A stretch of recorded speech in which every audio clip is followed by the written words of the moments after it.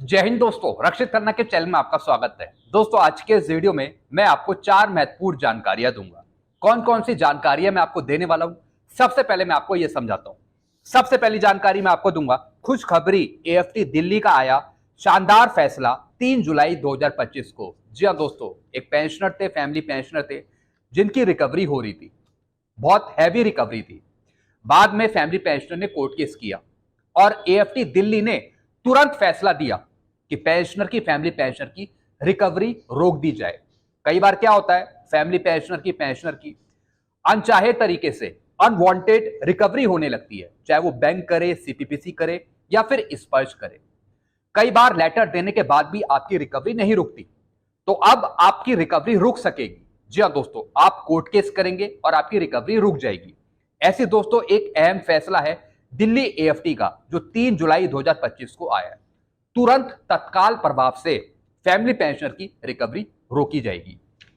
पूरा जजमेंट दिखाकर आगे समझाऊंगा कि अगर आपकी भी रिकवरी हो रही है तो कैसे आप अपनी रिकवरी रुकवा सकते हैं। पूरी गाइडलाइन मैं आपको समझाऊंगा आगे जजमेंट दिखाकर। अगली जानकारी मैं आपको दूंगा, 8 सीपीसी अपडेट आ गया। 8 सीपीसी पर लेटर। जी हाँ दोस्तों, जैसा कि मैंने थंबनेल में लिखा है, खुशखबरी, 8 सीपीसी का लेटर पहुंचा पीएम मोदी जी के पास। 8 सीपीसी में तेजी, अब मिलेगा 8 सीपीसी जल्द। जैसा आपको पता है, अभी तक भारत सरकार ने टर्म ऑफ रेफरेंस नहीं दी है और ना ही अभी तक अध्यक्षों की नियुक्ति करी है।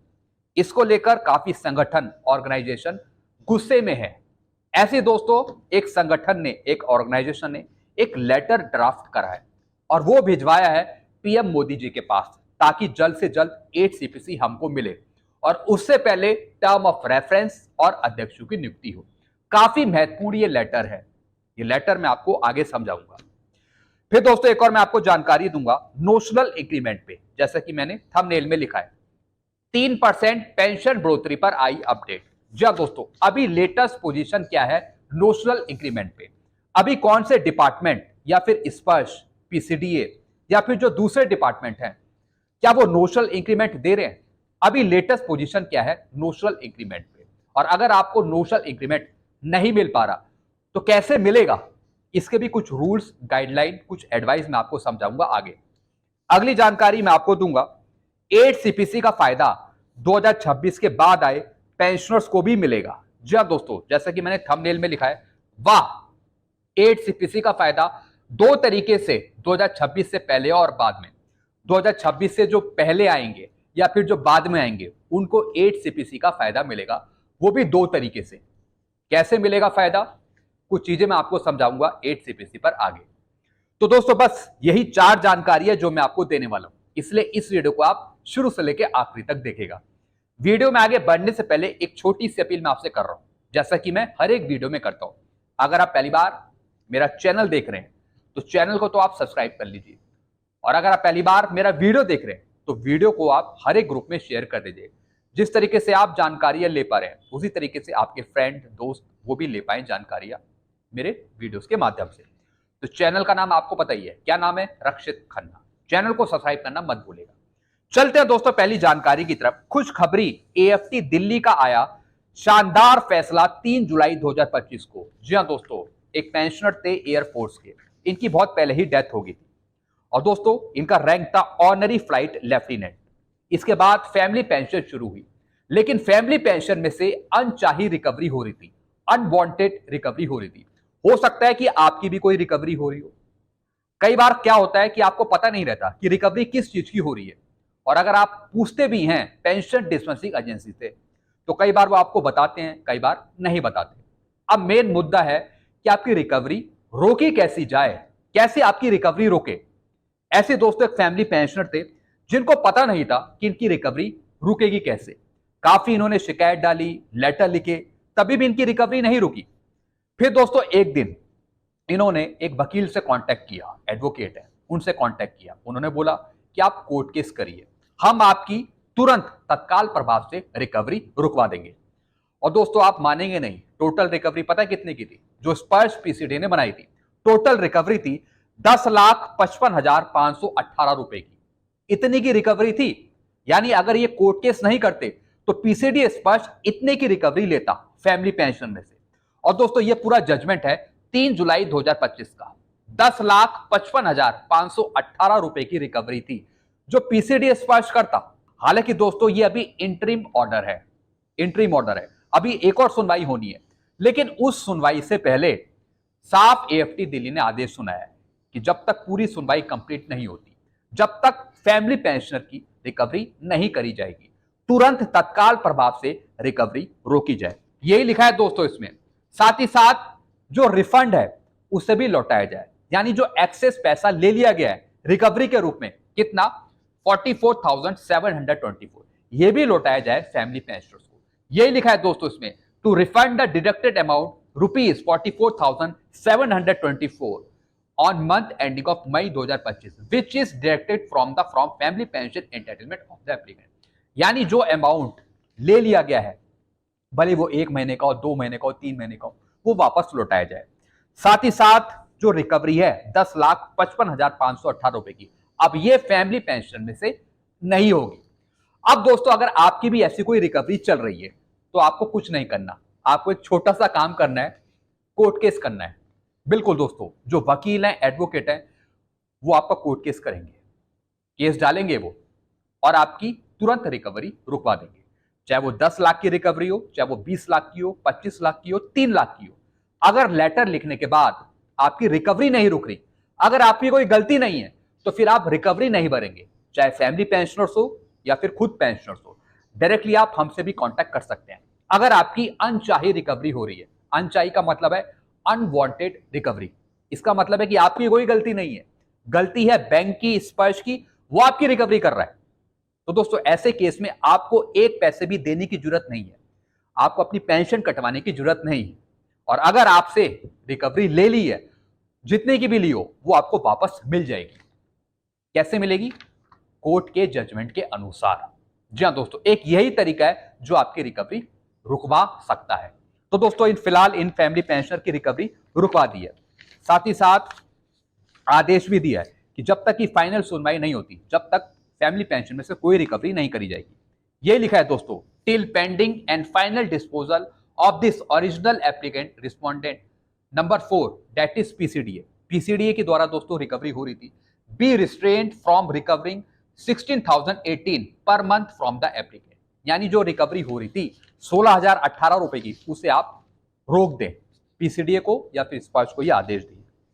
तो दोस्तों एक तरीके का ये इंटरिम मेजर है, इंटरिम आदेश है जो फिलहाल रिकवरी को रोकता है। ऐसी आप भी रुकवा सकते हैं।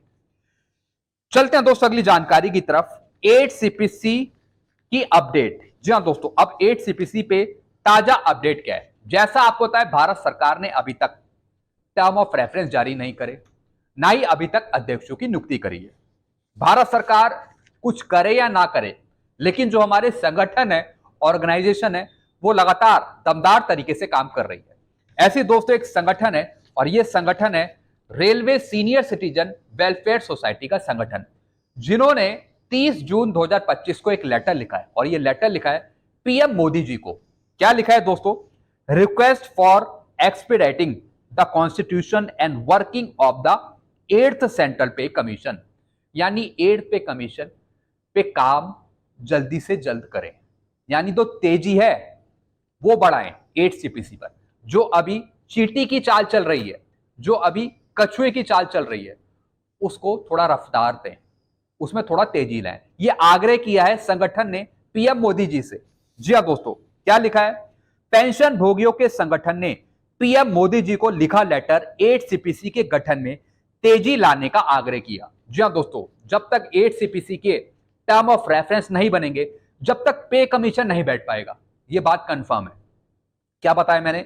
जब तक 8 सीपीसी के टर्म ऑफ रेफरेंस नहीं बनेंगे, टर्म ऑफ रेफरेंस नहीं बनेंगे, जब तक पे कमीशन नहीं बैठेगा, जब तक काम शुरू भी नहीं होगा। तो दोस्तों 5 से 6 महीने, 7 महीने खत्म होने को है, लेकिन अभी तक कुछ हुआ नहीं है 8 सीपीसी पे। इस वजह से नाराजगी है संगठनों में। तभी दोस्तों ये लेटर लिखे जा रहे हैं, ताकि जल्द से जल्द 8 सीपीसी के टर्म ऑफ रेफरेंस जारी करे जाएं, और साथ ही साथ जो अध्यक्ष हैं, चेयरमैन है, उनकी भी नियुक्ति करी जाए। क्योंकि जब टर्म ऑफ रेफरेंस मिलेंगे तभी पे कमीशन बैठेगा, और तभी 8 सीपीसी पर काम शुरू होगा। और अभी तक अफसोस की बात है कि अभी तक भारत सरकार ने कुछ किया नहीं है।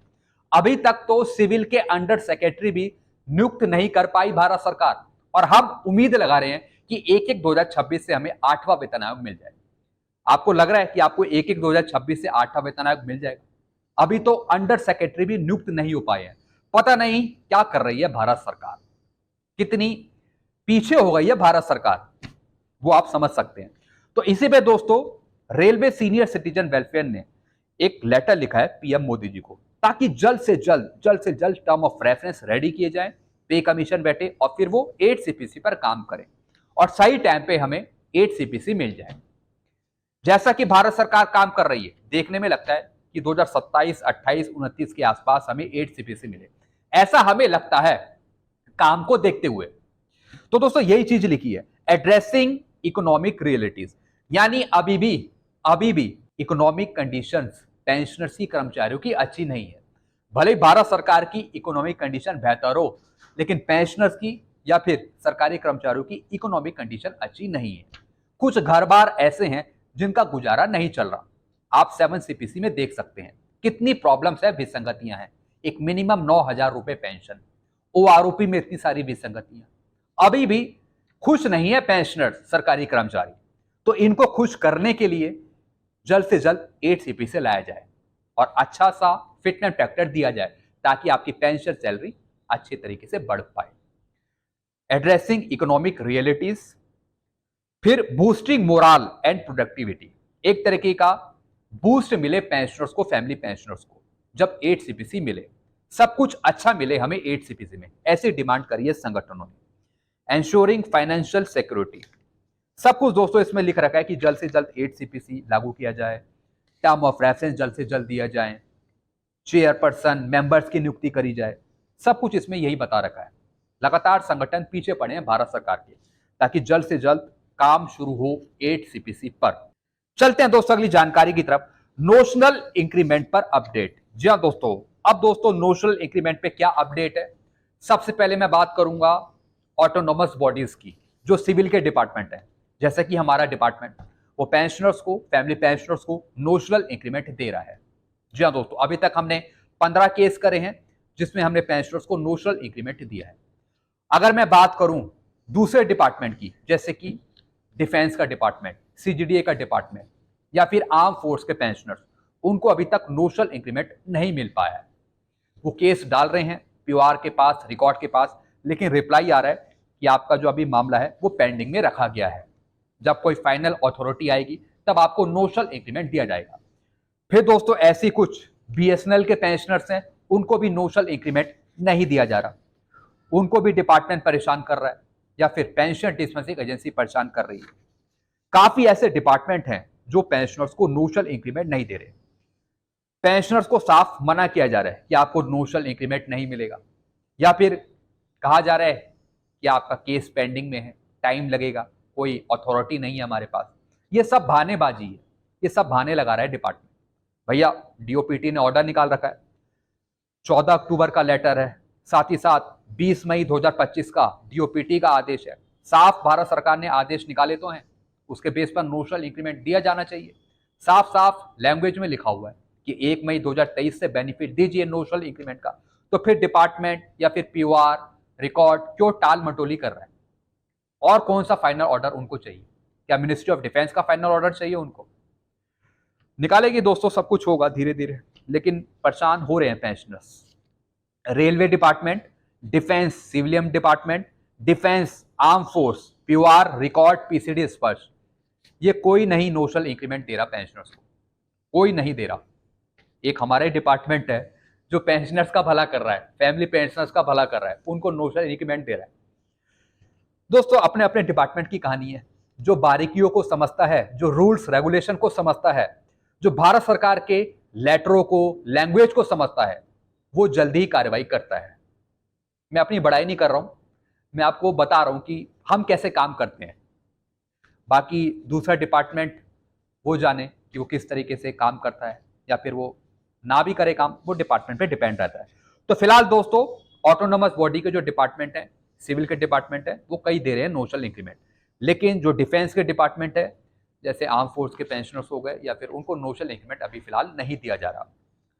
तो दोस्तों हम उम्मीद करते हैं कि पेंशनर्स को नोशनल इंक्रीमेंट दिया जाए, चाहे वो डिफेंस का कोई पेंशनर्स हो, या फिर वो कोई बीएसएनएल का पेंशनर्स हो, या फिर कोई थर्ड पार्टी का कोई पेंशनर्स हो। नोशनल इंक्रीमेंट लागू है तो सब पर ही लागू होगा, ऐसे डिफरेंस क्रिएट नहीं किया जा सकता।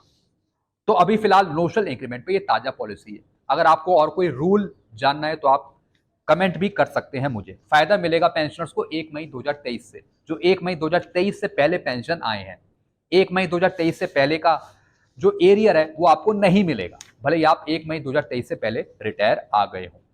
और सिर्फ पेंशन पे बेनिफिट मिलेगा, बाकी अदर बेनिफिट आपको नहीं दिए जाएंगे।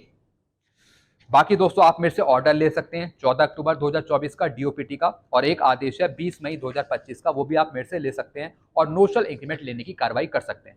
जब तक आपको मिलेगा नहीं, जब तक आपको कोशिश करनी है, सीपी ग्राम में कंप्लेंट डालनी है, लगातार शिकायत डालते रहनी है, आपको हार नहीं माननी है। अगर आपने हार मान ली तो फिर आपको नहीं मिल पाएगा। आपको कोशिश लगातार करते रहनी है जब तक आपको मिल नहीं जाता। ये बात आप गांठ बांध के अपने पास रख लीजिए। चलते हैं दोस्तों लास्ट इंफॉर्मेशन की तरफ। 8 सीपीसी का फायदा 2026 के बाद आए पेंशनर्स को मिलेगा। जी हाँ दोस्तों, अब पेंशनर्स की भी यहां पे 2 कैटेगरी होंगी। पहले वो पेंशनर्स होंगे जो 2026 से पहले आए होंगे, यानी 31/12/2025 तक, उनकी भी पेंशन बढ़ेगी 8 सीपीसी में। फिर दूसरी कैटेगरी के वो पेंशनर्स होंगे जो 1/1/2026 के बाद आएंगे पेंशनर्स। जी हाँ दोस्तों, जो 1/1/2026 के बाद आएंगे पेंशनर्स, उनको भी 8 सीपीसी का फायदा मिलेगा।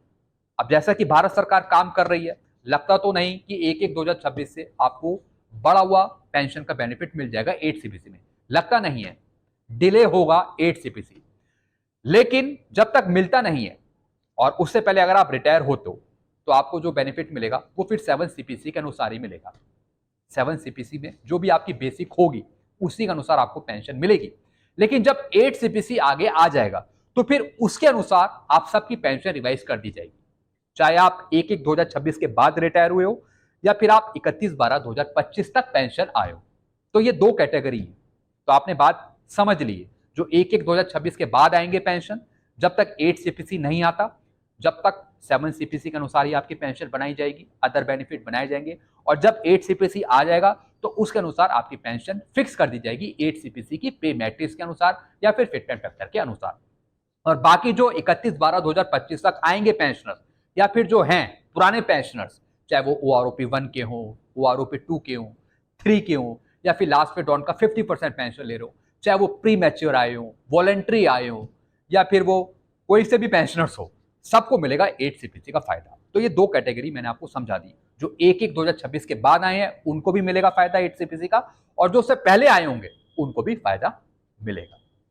तो दोस्तों बस यही जानकारियां थी जो मैं आपके सामने लेकर आया था। आई होप सारी जानकारी आप अच्छे से समझ गए होंगे। इसके रिगार्डिंग आपको और कुछ पूछना हो तो आप नीचे कमेंट कर सकते हैं। ऐसी जानकारियां आपको मिलती रहती है इस चैनल के माध्यम से। कोई और नई जानकारी आएगी तो वो मैं आपको जरूर बताऊंगा आगे आने वाले वीडियोस में। तब तक के लिए मैं वीडियो ही खत्म करता हूं। चैनल को आप सब्सक्राइब कर सकते हो और वीडियोस को शेयर करना मत भूलेगा। Thank you so much.